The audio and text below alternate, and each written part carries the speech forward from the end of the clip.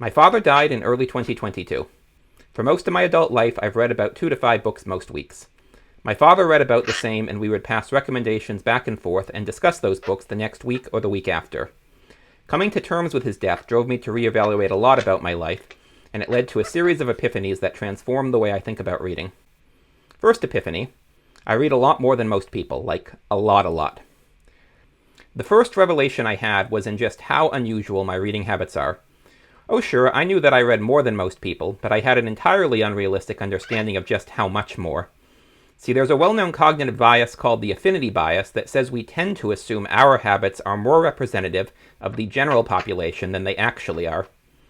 In my case, I anchored my understanding of my reading habits to those of my parents as a child, and I never had a reason to reevaluate until the death of my father and the realization that I suddenly had no one to discuss books with.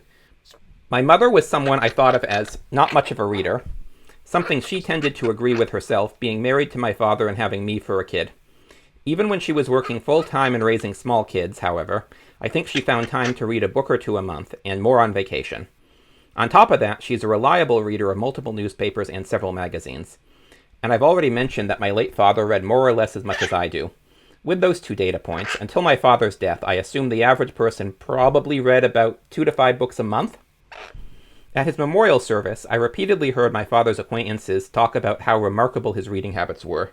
Meanwhile, almost immediately I realized I could not find anyone else to talk about books with in the same way as I had with my father. I Googled and learned that estimates cluster around the average American reading 1 book a month, but even this number is probably skewed upwards by a social favorability bias and outliers like myself. That was when I realized that I think about reading books very differently from most other people. When I would hear people talking about how they don't read books anymore, I thought they were talking about the situation I've sometimes encountered where, during periods of severe depression, I might not read books for weeks, and I might read only a book or 2 a month. Or the situation in my attempt at a PhD, where I was too busy reading scientific papers to read more than a handful of books not relevant to my studies during the school year. But no, people who complain they don't read books anymore overwhelmingly mean literally exactly what they're saying. They aren't reading books. They aren't reading any books. This is something particularly relevant for the last couple of epiphanies. But first I'd like to talk about my second epiphany. By comparison with my late father, I read extremely narrowly. My father's book collection was absolutely massive. I took about 4 dozen boxes of books from my father's house. I took 5 bookshelves from my father's house and turned the shelves in my bedroom closet into bookshelves. I still bought 5 more bookshelves to hold the rest of the books I took, and I stacked many of his science fiction paperbacks double. This represented between 1/4 and 1/3 of my father's personal library. It was also not a representative sample of his book collection. I took every book of science fiction and fantasy my father had, totaling 23 boxes of mostly mass-market paperbacks. These entirely fill my bedroom closet and the majority of 4 bookshelves in my bedroom. I also took nearly every book of his I recognized as falling into the areas of nonfiction I read. This covers the realm of economic and social history, the history of science, all fields of cognitive and social science, and natural history and the life sciences. Basically, it's just all the books I read trying to understand people as an autistic person. Many of those books actually live downstairs with my pre-existing collection on those topics, but the upstairs portion still manages to take up about 1/4 of the shelf space in my craft room. My father had a PhD in computer science and was an early researcher in AI, meaning he had an entire room full of books on computer science, artificial intelligence, and futurism.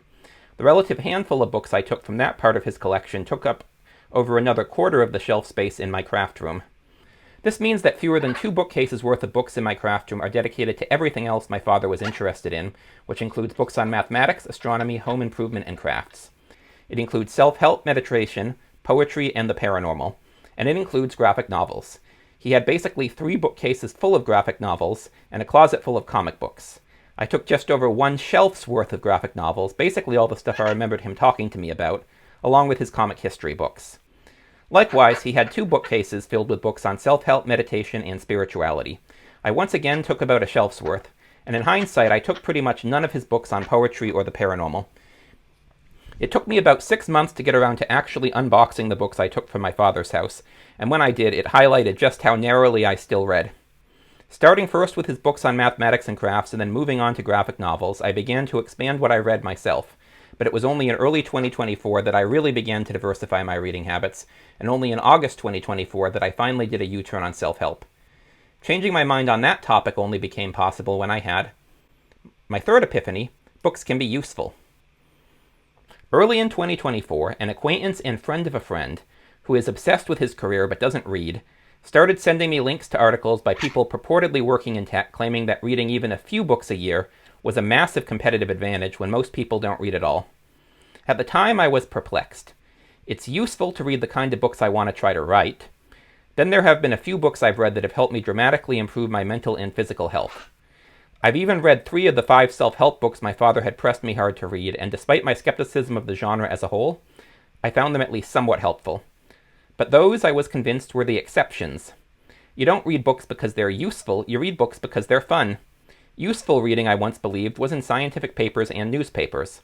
I began a long, slow process of disillusionment with both of those in the 2010s, but I had no reason to think that books would be any better. People who read books thinking they will be useful seem to mostly read pop books, i.e. pop science and pop history, and self-help. By the time I was in my 20s, I understood pop books as fun but nothing more, and self-help books as mostly a scam that was actively harmful to real personal growth. I've gradually realized that most of the books that have been genuinely useful to my life have been pop books I kind of treated as self-help without knowing it. I've also done a 180 on self-help itself, as I realized that a lot of the aspects of the genre I criticized are features rather than bugs, if you understand how to use them. But more serious books on academic subjects, as well as pretty much all fiction, can also be useful if you understand how to use them. And indeed, I would argue that most of the most useful books for me have been neither pop nor self-help, and some of them haven't even been nonfiction. Broadly, I've noticed that there are 3 ways that books outside the self-help and pop genres can be useful. First, they can expand your conception of the possible, especially when they offer 1 or more new conceptual frameworks to evaluate things. Secondly, they can corroborate and build on ideas in the genres of books that are actively intended to be useful.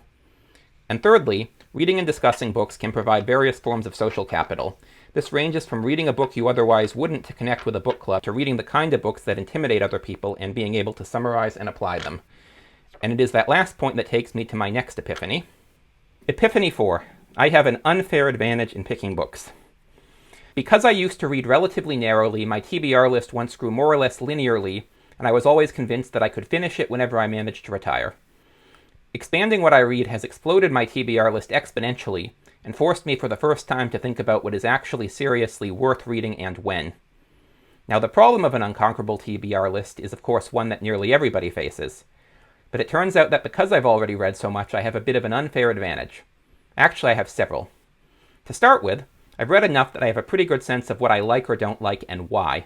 I also have a decent sense of the names of the people I read bring up again and again, especially for nonfiction when those names are referenced in the text themselves. And as I mentioned in my previous point, I also read enough that I have stumbled upon several non-intuitive ways that books can be useful. Once I realized that usefulness is a criterion I should be using, I'm pretty sure that I have a much easier time than most people picking out books that are likely to be useful from those that are not. And then there is the fact that, having read so much already, I can make connections that let me see the value in books I might otherwise have found interesting, enjoyable maybe, but certainly not useful in the way I have. I also think that I have a better sense than the average person of what kind of person is likely to get what value out of a given book. But even more importantly, I've come to understand that this is something that you can't reliably predict most of the time. And this brings me to my penultimate point. Fifth epiphany. I've been recommending books wrong. I can't recommend books to most people the way I did with my father. Honestly, I really should have picked up on this one a long time ago.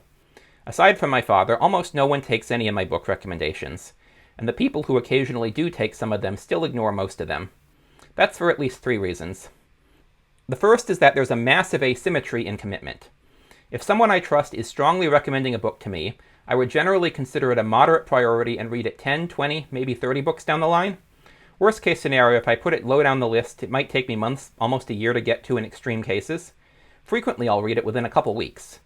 But for someone who reads under a dozen books a year, reading any book is a massive commitment. And given that there is a social desirability bias around reading, that is to say that most people feel like they should be reading, book recommendations feel more like homework to most people than, say, recommendations for TV shows. In fact, the way I feel about TV show recommendations is instructive here.